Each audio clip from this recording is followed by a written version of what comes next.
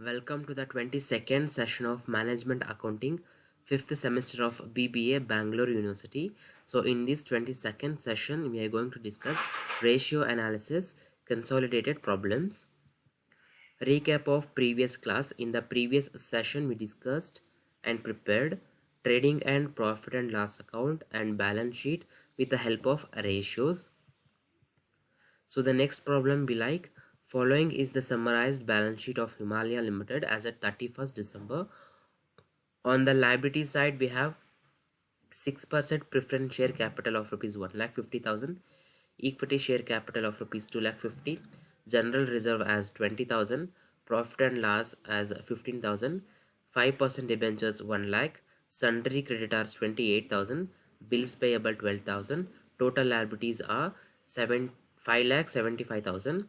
On the asset side, goodwill 20,000, land and building 2,50,000, machinery 1,75,000, furniture 10,000, stock 90,000, sundry debtors 21,000, cash at bank 5,000 and 4,000 as preliminary expenses.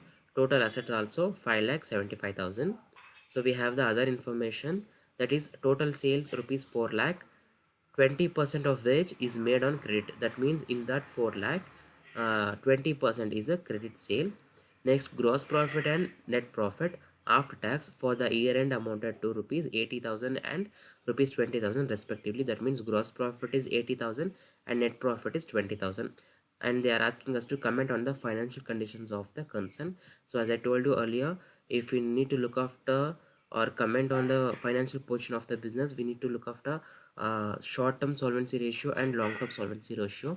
So both the ratios include all these ratios. Let's find out one by one. So the first one, current ratio. Current ratios formulas will be current assets divided by current liabilities. So the total current assets is 1,16,000 divided by current liabilities is 40,000. So the current ratio will be 2.9:1. So the next, liquid ratio, it also called as quick ratio and also acid test ratio. So the formula will be liquid assets divided by liquid liabilities.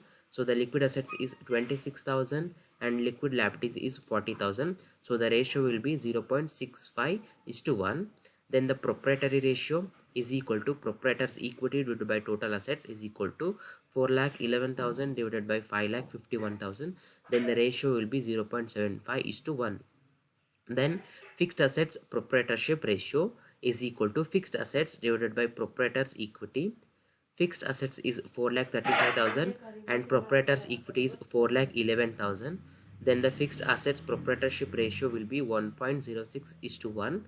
So the fifth one is debt equity ratio is equal to total debt divided by proprietor's equity is equal to total debt is 1,40,000 and the proprietor's equity is 4,11,000. So then the ratio will be 0.34:1. So the sixth one is capital gearing ratio, equity share capital divided by preference share capital plus debentures. So equity share capital is 2,50,000 and preference share capital plus debenture is 2,50,000. So the capital gearing ratio will be 1:1. So the next one, gross profit ratio. Gross profit is equal to, gross profit ratio is equal to gross profit divided by sales into 100. So gross profit is 80,000, sales is 4 lakh into 100. So then the gross profit ratio will be 20%. The next one, net profit ratio. Net profit divided by sales into 100. Net profit is 20,000 and sales is 4 lakh into 100. So the net profit ratio will be 5%. Next, stock turnover ratio. Cost of goods sold means COGS divided by average stock. So COGS is 3,20,000 and average inventory is 90,000. So the stock turnover ratio will be 3.6 times. Sorry for that one. So next one, debtors turnover ratio is equal to debtors divided by credit sales into 365. So debtors is 21,000 and credit sale is 80,000. Into 365. So debtors turnover period will be 96 days.